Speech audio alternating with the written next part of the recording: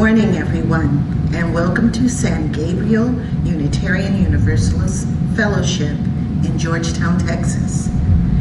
Our mission is to welcome all, promote personal and spiritual growth, and work for a just and peaceful and sustainable world. You can learn more about our church at our website, www.sangabrieluu.org. And you can learn more about Unitarian Universalism at www.uua.org.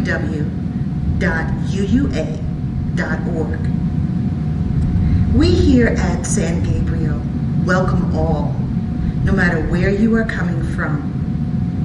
We welcome your joys, your sorrows, your problems, and your successes. Instead of answers, here you may find safety for your questions.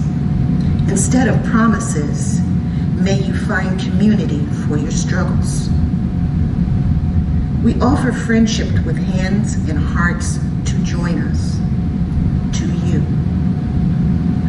My name is Catherine Williams Platt, and I'm a proud member of San Gabriel UU Fellowship. In the service today, I hope you will find acceptance, support, inspiration, and peace. Take care, everyone. The chalice sliding words were written by Lois E. Van Leer. We light this chalice, not because we must, but because we may. We light this chalice, not because we have the truth, but because we each come bearing and seeking many truths. We light this chalice in connection across culture, distance, class, and language. We light this chalice that our religion may be a beacon of light and hope and justice. We light this chalice to kindle our hearts and our minds.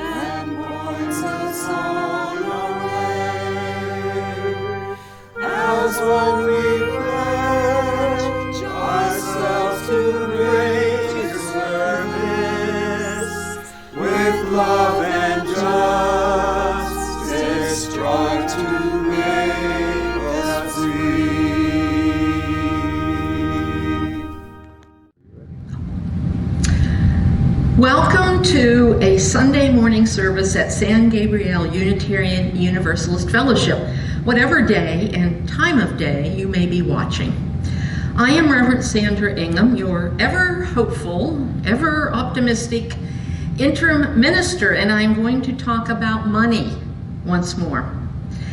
Or perhaps more accurately, what you get for your money when you invest in the work of a Unitarian Universalist congregation. You get something absolutely priceless.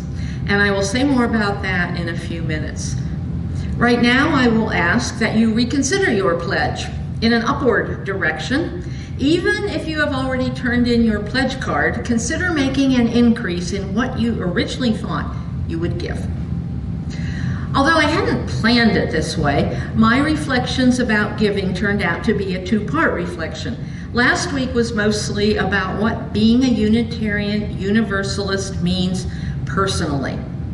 I have titled this week's reflections, Not the End of the Story, because the second part of what I want to say about money involves what being a Unitarian Universalist means or might mean in the larger picture of life, beyond our individual selves.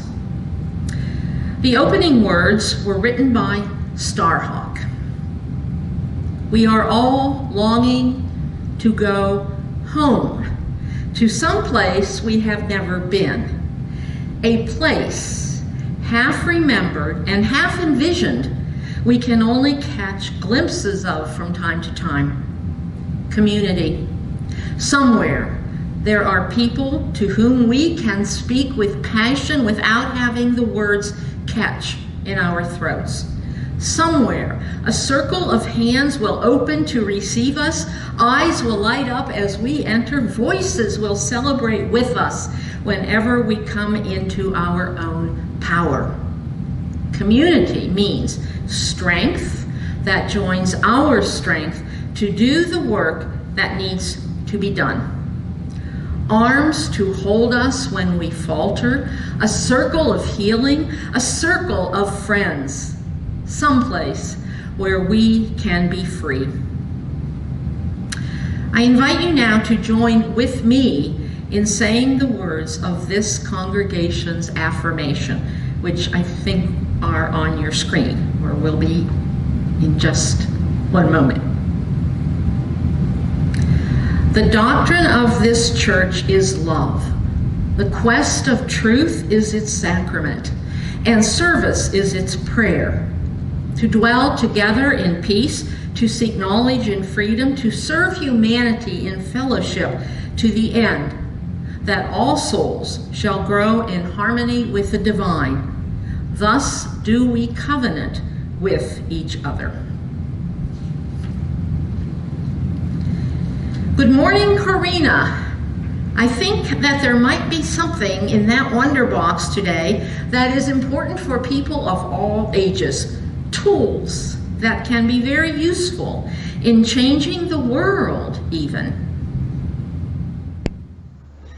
Thank you, Reverend Sandy, and good morning, everyone. I'm so happy to be with you today. I've got a wonder box. Ooh, it's making some noise. Let's use our wondering minds to make some guesses. We love to use our wondering minds to help one another learn and grow. We affirm that in our third principle, but let's see. Fairly noisy. Let's open it up and take a look at, oh my gosh, it's a whole bunch of things. We've got safety goggles and a screwdriver. Maybe you can tell what's in common with these things. A pencil, scissors, wrench, all kinds of things that I think we would all agree we look at as tools that we can use to maybe build things or fix things. But I've also got a heart in here. Maybe a heart is also something that's a tool. I've got a book with me today, and I have a helper with my recording, so I thought I would read to you as if though you were right here in the room with me. And the book is by Oliver Jeffers. It's called What Will Build? Plans for Our Together Future. And I thought it was interesting that it says together future and not future together. And when we open it up on the inside, it says, to my daughter Mari and Granny Marie, we have much to do. So the author wrote this book for his daughter. What shall we build, you and I? Let's gather all our tools for a start. And even here there are some things that aren't your typical tool. We've got a lightning bolt and a little pink piggy. Those tools are for putting together and taking apart. And I like that because we know it's okay to make mistakes and try again. Let's build a door where there was none. We'll build a house to be our home.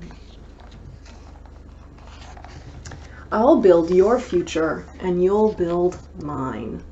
We'll build a watch to keep our time.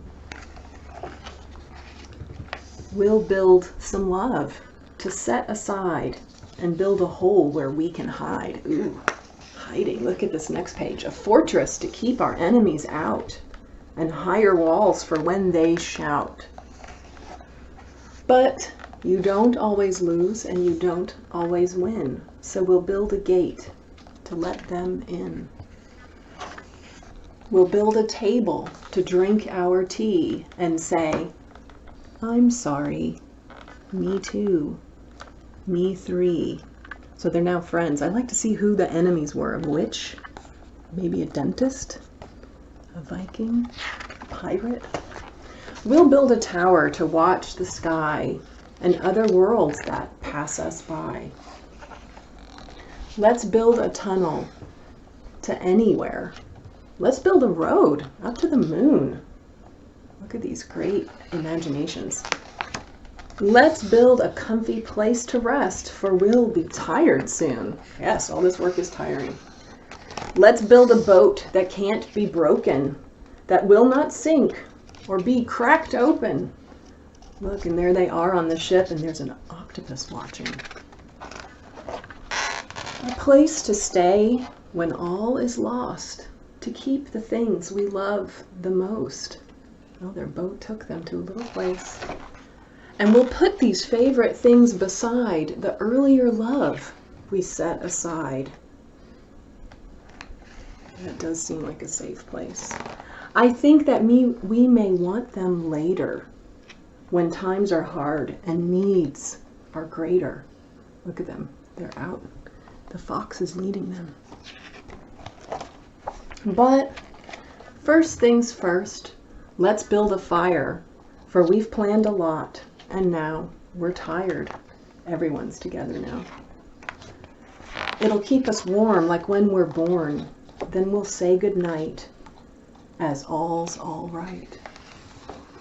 These are the things we'll build, you and I. The end. What I like so much about this book is that it looks forward into the future. And that is what is so inspiring to me about Unitarian Universalism and our San Gabriel community. What are we becoming? What will we be in the future? What can we do now to prepare for that future? We can create sanctuary for ourselves to keep us safe when times are hard. And we can build doors and bridges to welcome the newcomer and share the joy of our values and our beliefs with others. We can be both of those things. I want to point out something important in this book from the preface. And it says, the author took a moment to say, you are only free to dream and plan for the future when you are not battling to survive the present. To all those fathers and daughters on this orb, this planet, whose odds are stacked less fortuitously than ours, our aim is to even the field. Love from Oliver and Mari. And it says, in remembrance of Oscar and Valeria, who tried and never made it across. Let us, at San Gabriel, even that field as we build beloved community. It's an honor to do that work with you. We'll talk more about dreaming and building for our future, our together future, in RE time today. I'll see you then. Bye-bye. Thank you, Karina, for that story. Because we can no longer pass the offering plates during our services, there will be information on your screens during this musical interlude about how to give to the fellowship. and that information will be repeated during the postlude.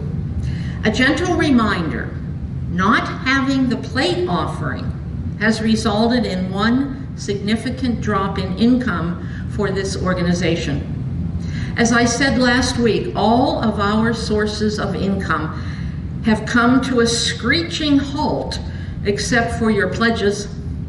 Please think long and hard about how much you can give during this fiscal year.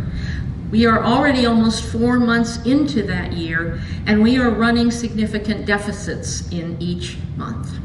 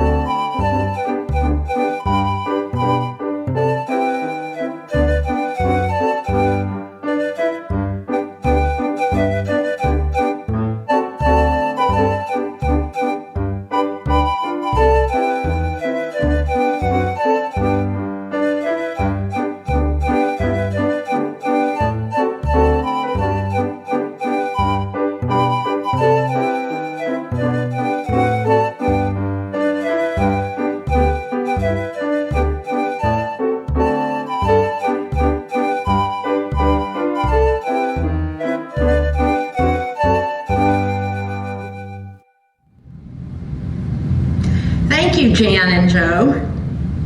Now I invite everyone to take time to center yourselves as we enter into the reflective part of our weekly service.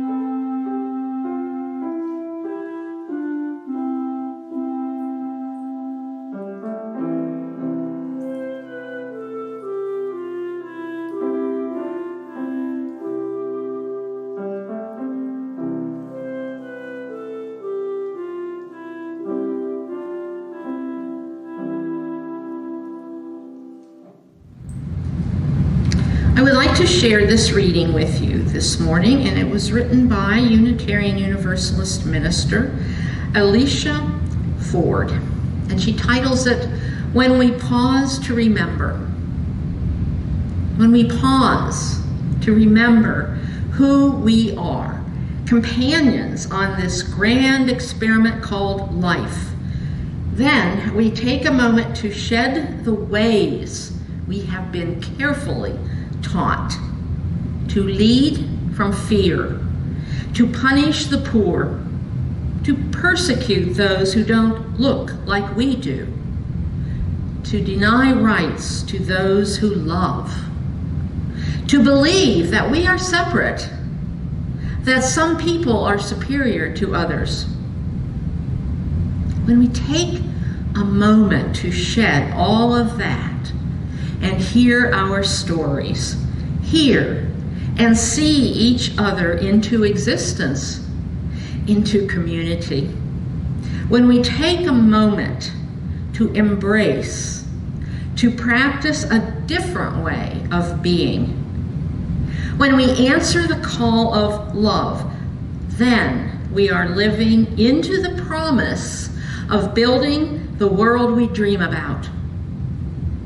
It is beautiful to dream, to cast a vision, to stretch our minds into the future and imagine what may be if we were to build a new way of being, not someday, but beginning again today, beginning again every day that we have breath, taking courage with these hands and hearts to make real the dream of a more equitable world, to journey together, seeking to be transformed even as we transform.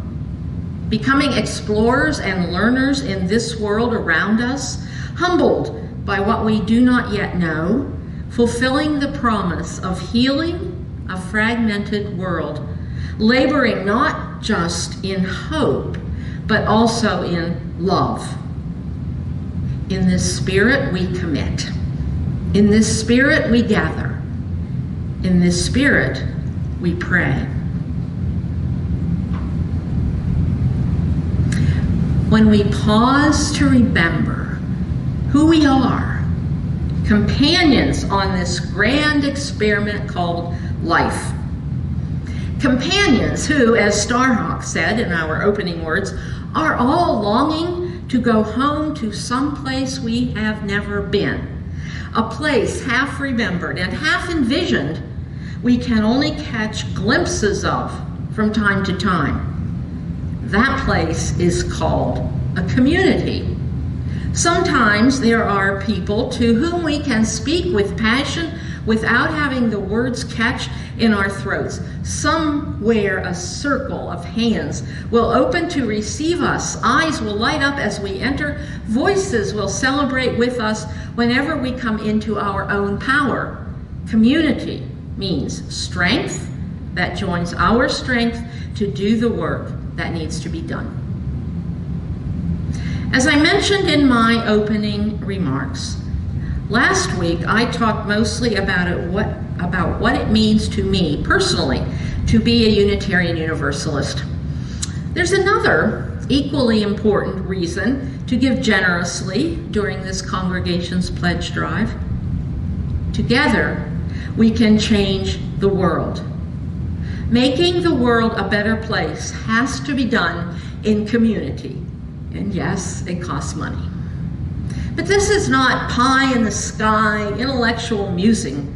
This is real. This is hard work. Building a better world is possible. More than that, it has to be done, or climate change will be the end of the human race. If not climate change, well, pick your poison. Biological weapons, nuclear weapons, violence, wars. I want to take a moment, though, to acknowledge that there are two anniversaries on October 25th that are both relevant to today's topic. First, I have it on good authority that this building, I think the building, SGUUF, was dedicated on October 25th, 2013. It has to have been the building because the congregation started before that. So I assume that means that this is your, I don't know, happy building anniversary. So happy building anniversary to all of you. You have much to be proud of. Also on this date, a few years before that, in the year 1600 to be exact, during a session of the Diet of Lexvalva, Transylvania, Diet is just another word for parliament, that governing body used the word Unitarian as an adjective, the first time that the term was recorded this way.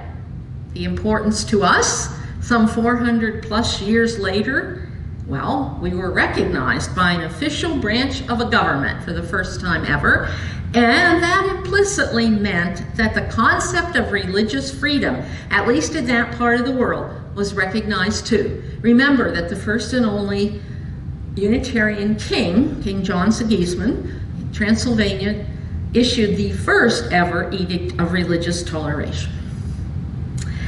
I am in awe of what the Unitarians and the Universalists have been doing for centuries to make the world a better place.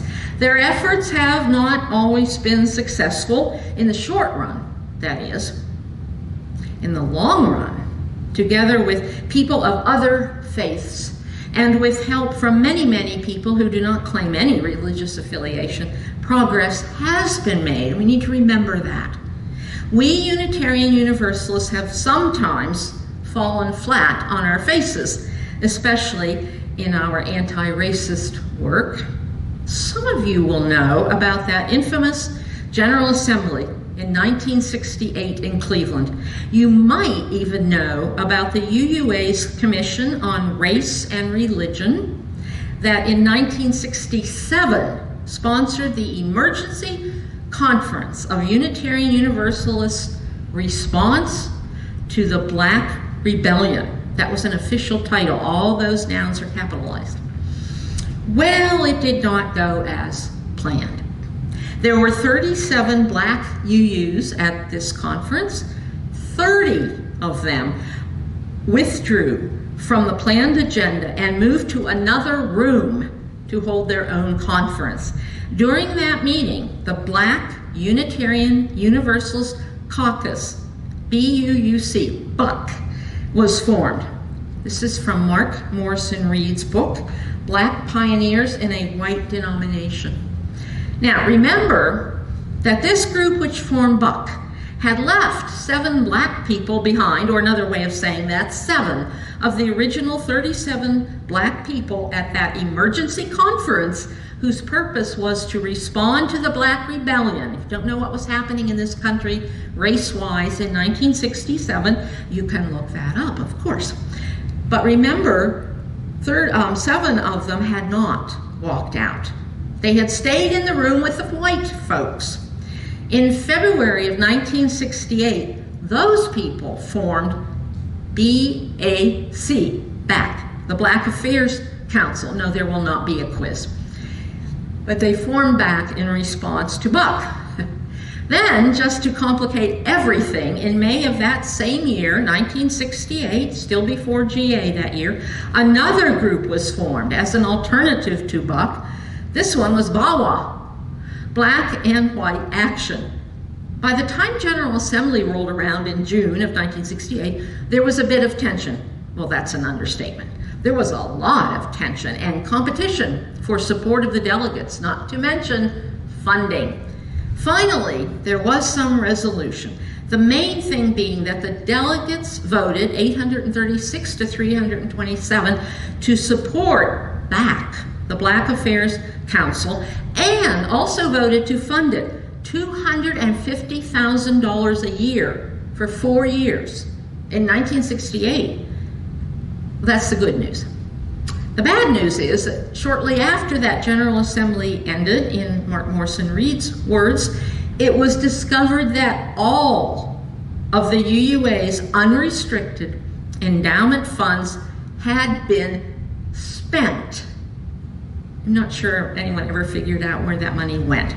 But in other words, says Mark, there was not sufficient money to fund the association's current operations and programs, let alone a new program, in this case, BAC, the Black Affairs Council. Definitely not our finest moment as an organization, and it makes what we are trying to do now all the more courageous as far as the anti-racist work goes. More courageous and maybe even more risky. During the 4+ decades that I have been a Unitarian Universalist, I have watched our Association of Congregations, the UUA, tackle climate change, economic disparity, immigration injustice, racism, women's struggles against sexual harassment, the misconceptions and challenges faced by the LGBTQ community, the erosion of voters' rights, and much, much more. And I am very proud to be part of this organization. I remember hearing one of the main speakers at a General Assembly years ago, I would guess in the mid-1990s, talk about climate change. I particularly remember this statement of his. Humans could disappear off the face of the earth tomorrow, and just about every other species on this planet would not even notice. In fact, many of them would be better off without us. And I thought I was so enlightened in the mid-1990s. It took me a while to digest what that person had said. There is so much work to be done to build a better world, or as some people are beginning to say, to repair the one that we have made. And we're doing that work, however haltingly, however much we stumble and bumble. So let's fast forward to the mid-2000s. At that General Assembly, I heard David Corten speak about changing the story we have all bought into. Among other things, Corten co-founded Yes Magazine, a publication about which I can never say enough good things. Corten was a Harvard Business School professor. He's a well-known author, and if you want a challenge, read his book, The Great Turning, and then move on to his book titled Change the Story, Change the Future, A Living Economy for a Living Earth. In that book, he explains why humans need to leave behind the false narrative of sacred money and markets, and move on to the story of a sacred life and the living earth, which is the true story. The sacred money and market story might be the dominant story that we are drowning in this culture, but it's a bunch of baloney. We've got it all wrong. The Club of Rome wrote this about Corten's book. The old stories have not led us toward a desired future, but ever deeper into the mess we're in. We need a better story, and it's right there in front of our faces. The authentic human story is the sacred life and living earth story, which has roots in indigenous wisdom. If we adopt that ancient story, everything will change. Change the story, change the future. As Corten puts it, return to that story, and we can embrace this moment of unprecedented opportunity to create a future consistent with our true nature and possibility as living beings, born of a living earth, born of a living universe. He was saying this 10 years ago at least, maybe closer to 6 years ago, but we're here again. We're in this window when we can change the whole system of white supremacy. So here was this scientist, this adult man, thinking the unthinkable and saying it out loud in front of an audience at General Assembly and in his books. And so it has been for me. Every year in UU land, astounding insights into how to build a better world. Now the emphasis, as I said, is becoming more on how to repair what we have damaged. We need to put our money where our mouths are. Something else has been happening to and for me all these years of doing social justice work, but it is only in the past week that I have realized what it is. Those of us who believe that we can build a better world, which begins with the repair work of the one that we have, understand that if we can envision this better world, if we can imagine it, then we can make it a possibility. But what I had not really understood until now is that one of the tools for bringing the dream of a just, fair, and equitable world into being, one of the tools that we have to use is radical forward thinking. Meaning we humans have to get better at thinking things that we weren't supposed to think. That's the work of racial justice, thinking of the unthinkable. Something as simple as we are all equal. Doesn't matter one whit what the color of our skin is. This is exactly what David Corten does, and what we keep struggling to do as Unitarian Universalists. And I am particularly in awe of what we are trying to do now, especially since General Assembly in 2017, and with even more intention since George Floyd's murder. We are trying to be the vision that we see.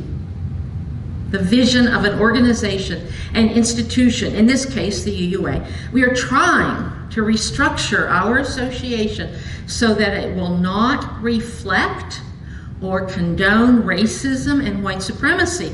We are trying to take this unruly bunch of congregations out of the ocean of white supremacy that we have all been swimming in since the day we were born. We aren't sure how to do this, but we are trying. One way is to make certain that our leadership at the top in the UUA leadership and the districts and the regions is truly diverse. Occasionally I hear someone say that we should not do so much social justice work, that we should spend more time on, well, your word here, but often the word is spirituality. And when I hear things like that, I'm flabbergasted. I'm almost at a loss for words. Social justice work is spiritual work. Perhaps we Unitarian Universalists need to be clearer about that word spiritual. Most of us probably would agree that we usually are not referring to spirits if we say that we are spiritual, as opposed to being religious. That's a topic for another day. Most of us probably are not referring to a supernatural world when we talk about being spiritual. And no, I don't think we're referring to Halloween either.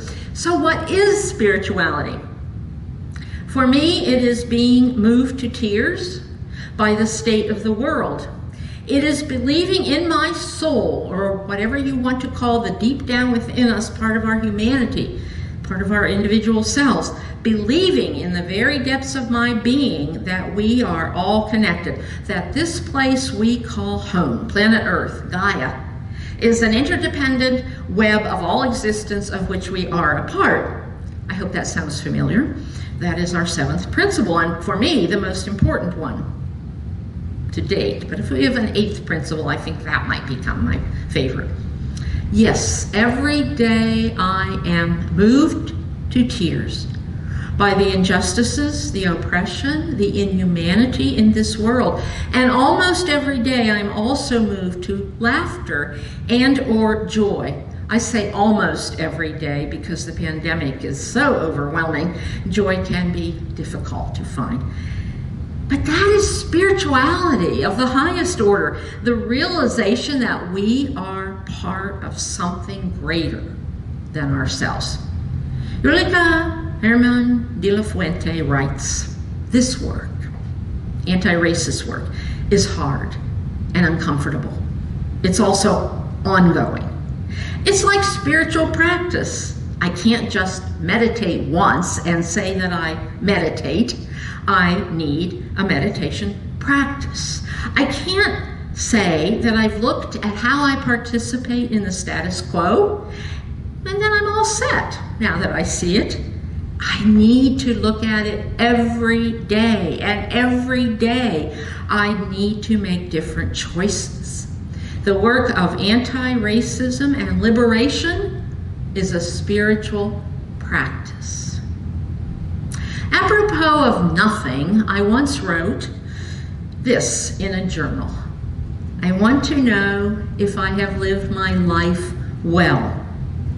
It was probably apropos of something. I'm just not sure what. But that question pops up often in my life. Recently, I've been thinking that I have an answer of sorts. Building a just, fair, and sustainable world. I mean, I just do a teeny part of that, but I try to do something. A just, fair, and sustainable world. Does that sound somewhat familiar too? It should. It is your mission statement in this congregation, and if you were actually here in the building with me, you would see it printed on the back of your order of service. Quoting Alicia Ford again, when we take a moment to shed the ways we have been carefully taught to lead from fear, to punish the poor, to believe that we are separate, that some people are superior to others, when we take a moment to shed all of that and hear our stories, hear and see each other into community, to practice a different way of being. When we answer the call of love, then we are living into the promise of building the world we dream about. And that is sacred work. That is spiritual practice. The work of recognizing and spreading this news. Our world is one world. If you are not outraged by the current state of the world, you are not paying attention. That's attributed to Aisha Hauser in her column in the Church of the Larger Fellowships newsletter, but I've heard this phrase repeated many times over the past few weeks. The work of the world is the logical, natural outcome of faith and spiritual development. Whether you are a humanist, an atheist, a Christian, an agnostic, a pagan, a Wiccan, a Muslim, a Buddhist, a Jew, I could go on and on, but I think you get my point. We would be one on this earth. We must be one and act together to do the repair work that a pandemic has shown us must be done. De La Fuente says, I cannot do this work alone. I need a community to do it. Even though I have the impulse to go numb, I also have the commitment to grow, not just for myself, but also for my children and for the children of my children, for the beloved community we keep talking about, for the Unitarian Universalism that could be, but is not yet here. I cannot do this work alone, she says. I need a community to do it. How much is enough to give? Considering that what you are getting in return is priceless, well, you decide. As I said last week, you are all heroes to me. I believe that you can conquer this next dragon in your path, that of financial peril. I believe that you can and will do this in spite of the obstacles that the human race is facing at this time in history. Dig deep, then dig deeper again. There is an art to giving money generously and joyfully, closely connected to the art of living well. Here, within these walls, whether virtual or not, we practice both, giving generously and living well. Pledge with abandon, those of you who can. Then sit back and enjoy the rewards of your giving. Our world is one world. What touches one affects us all. Our world is one world, just like a ship that bears us all, where fear and greed make many holes, but where our hearts can hear a different call. I invite you now to sing those words, or speak them if singing is not your thing.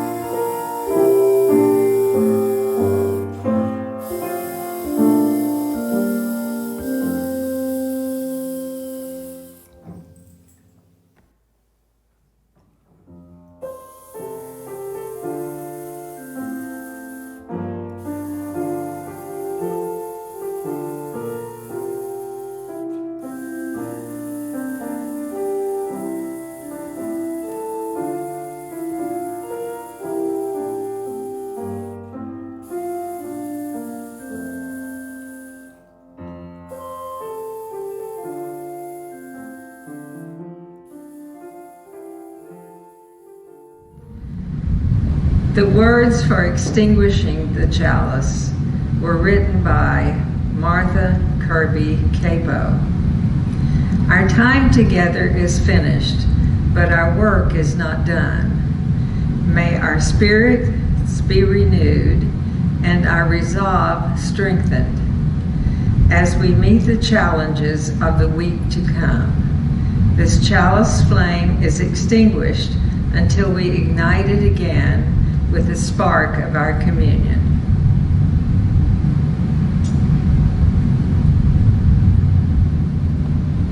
The closing words were written by Unitarian Universalist minister Bill Sinkford, and he titles them Only Begun. Spirit of life and love, dear God of all the nations, there is so much work to do. We have only begun to imagine justice and mercy. Help us hold fast to our vision of what can be. May we see the hope in our history and find the courage and the voice to work for that constant rebirth of freedom and justice that is our dream. Amen. May it be so.